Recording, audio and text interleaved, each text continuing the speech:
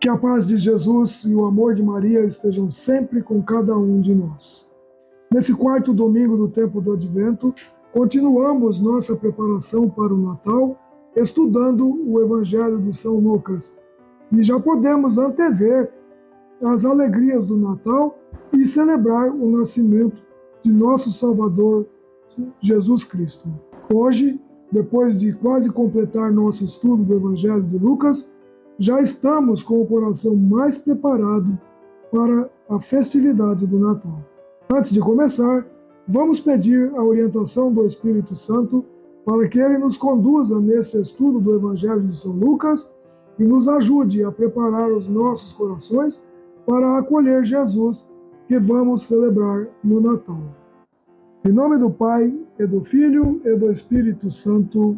Amém. Inspirai, Senhor, as nossas ações e ajudai-nos a realizá-las, para que em vós comece e para vós termine tudo o que fizermos, por Cristo Senhor nosso. Amém. Vinde, Espírito Santo, enchei os corações dos vossos fiéis e acendei neles o fogo do vosso amor. Enviai o vosso Espírito, e tudo será criado e renovareis a face da terra. Oremos. Ó Deus, que instruíste os corações dos vossos fiéis com a luz do Espírito Santo, fazei que apreciemos retamente todas as coisas, segundo o mesmo Espírito, e gozemos sempre de sua consolação, por Cristo Senhor nosso. Amém. Queridos irmãos e irmãs, rezem comigo. Renuncio a toda distração que possa me fazer desistir de ver este vídeo até o final, ouvir a palavra de Deus, entendê-la e praticá-la em minha vida. Assim seja. Santa Maria, Mãe de Deus, rogai por nós. Em nome do Pai, e do Filho, e do Espírito Santo. Amém. Eu peço que você curta, dê o seu like e compartilhe esse vídeo para que mais pessoas possam também conhecer essa verdade. Veja na descrição do vídeo os links do Sistema Salve Rainha de Evangelização. Eu sou Dermeval Neves, católico praticante, catequista, animador litúrgico, estudo as Sagradas Escrituras e presto o serviço de evangelização há mais de 30 anos. Criei o Sistema Salve Rainha de Evangelização, presente nas principais redes sociais e que hoje conta com mais de 1 milhão de seguidores em mais de 50 países. No capítulo 22 do Evangelho de São Lucas, entramos nos momentos finais da vida terrena de Jesus. Este é um dos capítulos mais intensos e emocionantes de toda a narrativa evangélica, pois cobre eventos cruciais: a última ceia, o anúncio da traição de Judas, a negação de Pedro, a oração no Getsemane e o início do julgamento de Jesus. Esse capítulo nos introduz à celebração da Eucaristia e ao grande exemplo de obediência e sacrifício de Cristo. Ele nos convida a refletir sobre nossa fidelidade, a nossa entrega e nosso amor a Deus. Proclamação do Evangelho de Jesus Cristo segundo São Lucas, capítulo 22. Conspiração contra Jesus. Aproximava-se a festa dos pães sem fermento, chamada Páscoa. Os príncipes dos sacerdotes e os escribas buscavam um meio de matar Jesus, mas temiam o povo. Entretanto, Satanás entrou em Judas, que tinha por sobrenome Iscariotes, um dos 12. Judas foi procurar os príncipes dos sacerdotes e os oficiais para se entender com eles sobre o modo de lhe entregar. Eles se alegraram com isso e concordaram em dar dinheiro. Também ele se obrigou e buscava ocasião oportuna para o trair, sem que a multidão o soubesse. A última ceia. Raiou o dia dos pães sem fermento, em que se devia imolar a Páscoa.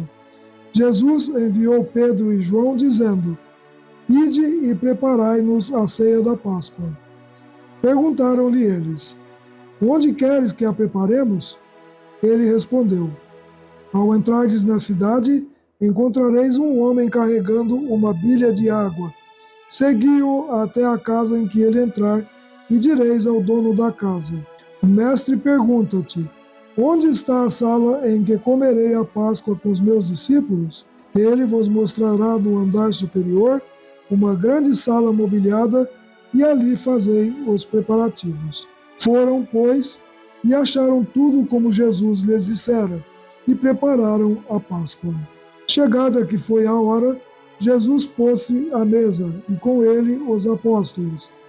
Disse-lhes: Tenho desejado ardentemente comer convosco esta Páscoa, antes de sofrer.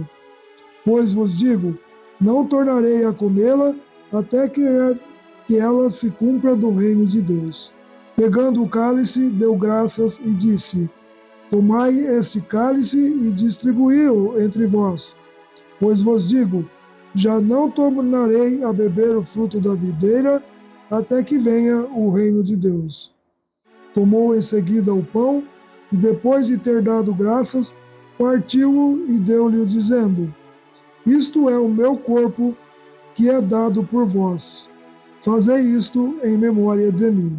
Do mesmo modo, tomou também o cálice, depois de cear, dizendo: Este cálice é a nova aliança em meu sangue, que é derramado por vós. Entretanto, eis que a mão de quem me trai está à mesa comigo. O Filho do Homem vai, segundo o que está determinado.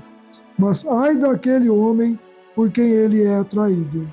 Perguntavam então os discípulos entre si, quem deles seria o que tal haveria de fazer. Discussão entre os discípulos. Surgiu também entre eles uma discussão. Qual deles seria o maior? E Jesus disse-lhes: Os reis dos pagãos dominam como senhores, e os que exercem sobre eles autoridade chamam-se benfeitores. Que não seja assim entre vós, mas o que entre vós é o maior, torne-se como o último, e o que governa seja como o servo. Pois qual é o maior? O que está sentado à mesa ou o que serve? Não é aquele que está sentado à mesa? Todavia, eu estou no meio de vós como aquele que serve. E vós tendes permanecido comigo nas minhas provações. Eu, pois, disponho do reino a vosso favor, assim como meu Pai o dispôs a meu favor, para que comais e bebais a minha mesa no meu reino, e vos senteis em tronos para julgar as 12 tribos de Israel. A predição da negação de Pedro. Simão, Simão, eis que Satanás vos reclamou para vos peneirar como trigo, mas eu roguei por ti, para que a tua confiança não desfaleça. E tu, por tua vez, confirma os teus irmãos. Pedro disse-lhe: Senhor, estou pronto a ir contigo tanto para a prisão como para a morte. Jesus respondeu-lhe: Digo-te, Pedro, não cantará o galo até que 3 vezes hajas negado que me conheces. Depois ajuntou: Quando vos mandei sem bolsa, sem mochila e sem calçado, faltou-vos porventura alguma coisa? Eles responderam: Nada. Mas agora, disse-lhes ele, aquele que tem uma bolsa, tome-a. Aquele que tem uma mochila, tome-a. Igualmente, e aquele que não tiver uma espada, venda sua capa para comprar uma.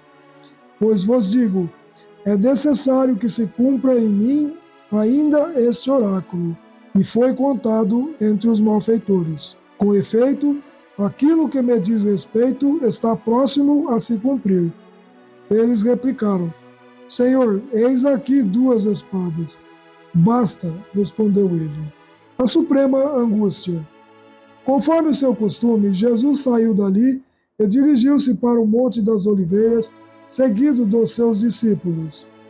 Ao chegar àquele lugar, disse-lhes: Orai para não cair em tentação. Depois se afastou deles à distância de um tiro de pedra e, ajoelhando-se, orava: Pai, se é do teu agrado, afasta de mim esse cálice. Não se faça, todavia, a minha vontade, mas sim a tua. Apareceu-lhe então um anjo do céu para confortá-lo. Ele entrou em agonia e orava ainda com mais instância: e seu suor tornou-se como gotas de sangue a escorrer pela terra. Depois de ter rezado, levantou-se, foi ter com os discípulos e achou-os adormecidos de tristeza. Disse-lhes: Por que dormis? Levantai-vos, orai para que não cairdes em tentação. A prisão de Jesus. Ele ainda falava quando apareceu uma multidão de gente, e à testa deles vinha um dos 12, que se chamava Judas. Achegou-se de Jesus para o beijar. Jesus perguntou-lhe: Judas, com um beijo traz o Filho do Homem? Os que estavam ao redor dele, vendo o que ia acontecer, perguntaram: Senhor, devemos atacá-los à espada? Um deles feriu o servo do príncipe dos sacerdotes, decepando-lhe a orelha. Mas Jesus interveio: Deixai, basta. E tocando na orelha daquele homem, curou-o. Voltando-se para os príncipes dos sacerdotes, para os oficiais do templo e para os anciãos que tinham vindo contra ele, disse-lhes: Saístes armados de espadas e cacetes, como se viesseis contra um ladrão. Entretanto, eu estava todos os dias convosco no templo, e não estendestes as mãos contra mim. Mas esta é a vossa hora e do poder das trevas. A negação de Pedro. Prenderam-no então e conduziram-no à casa do príncipe dos sacerdotes. Pedro seguia-o de longe. Acenderam um fogo no meio do pátio e sentaram-se em seu redor. Pedro veio sentar-se com eles. Uma criada percebeu-o sentado junto ao fogo, encarou-o de perto e disse: Também esse homem estava com ele. Mas ele negou-o. Mulher, não o conheço. Pois pouco depois viu-o outro e disse-lhe: Também tu és um deles. Pedro respondeu: Não, eu não o sou. Passada quase uma hora, afirmava um outro: Certamente também este homem estava com ele, pois também é galileu. Mas Pedro disse: Meu amigo, não sei o que queres dizer. E no mesmo instante, quando ainda falava, cantou o galo. Voltando-se o Senhor, olhou para Pedro. Então Pedro se lembrou da palavra do Senhor: Antes que o galo cante, tu me negarás 3 vezes. Saiu dali, chorou amargamente. Jesus diante do conselho. Entretanto, os homens que guardavam Jesus escarneciam dele e davam-lhe bofetadas. Cobriam-lhe o rosto e diziam: Adivinham quem te bateu? E injuriavam-no ainda de outros modos. Ao amanhecer, reuniram-se os anciãos do povo, os príncipes dos sacerdotes e os escribas, e mandaram trazer Jesus ao seu conselho. Perguntaram-lhe: Dize-nos se és o Cristo. Respondeu-lhes ele: Se eu vou-lo disser, não me acreditareis. E se vos fizer qualquer pergunta, não me respondereis. Mas, doravante, o Filho do Homem estará sentado à direita do poder de Deus.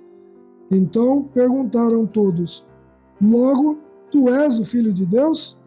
Respondeu: Sim, eu sou. Então eles exclamaram: Temos nós ainda necessidade de testemunho? Nós mesmos o ouvimos de sua boca. Palavra da salvação, glória a vós, Senhor. Ao lermos Lucas, capítulo 22, somos levados ao cenáculo, onde Jesus, em sua infinita sabedoria e amor, instituiu a Eucaristia, o sacramento central da fé cristã.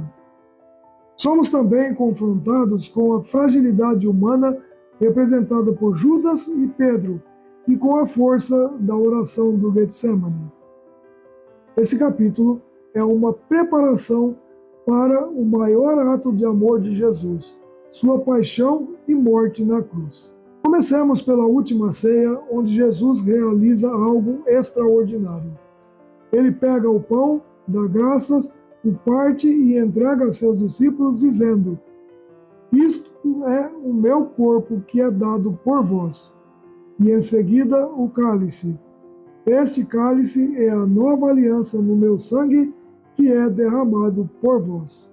Aqui, Jesus nos dá um presente eterno. Ele mesmo se faz alimento espiritual para nos sustentar em nossa caminhada.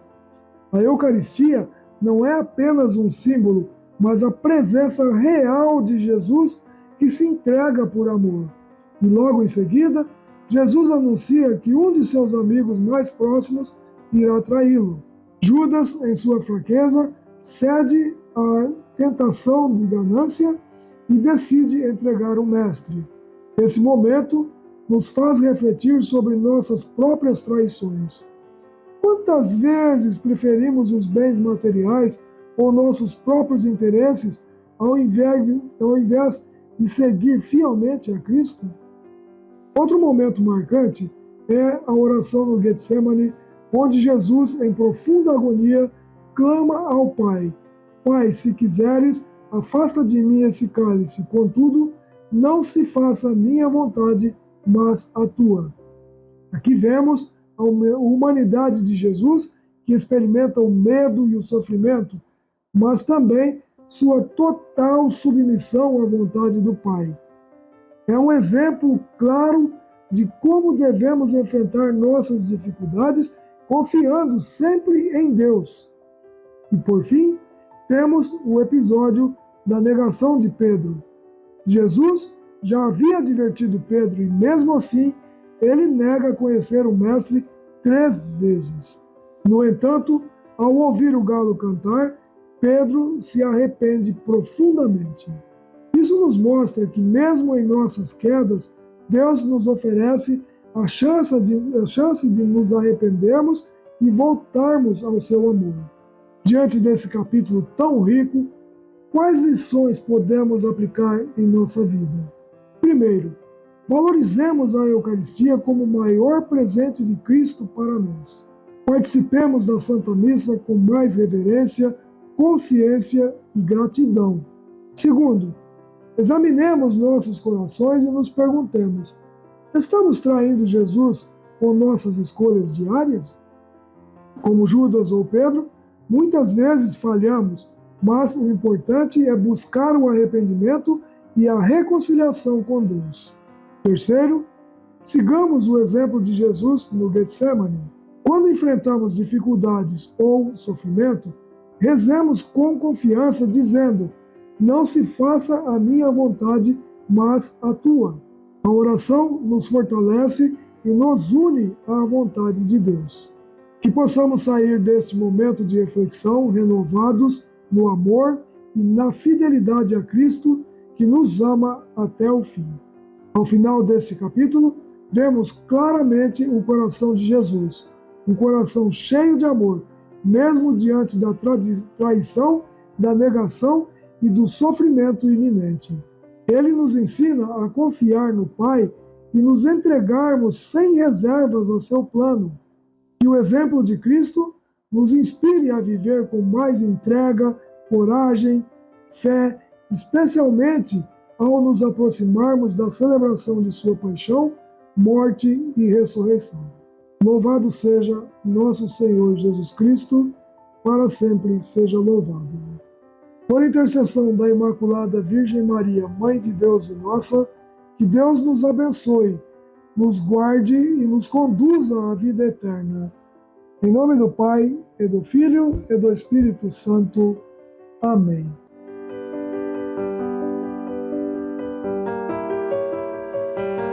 Uma produção do Sistema Salve Rainha de Evangelização.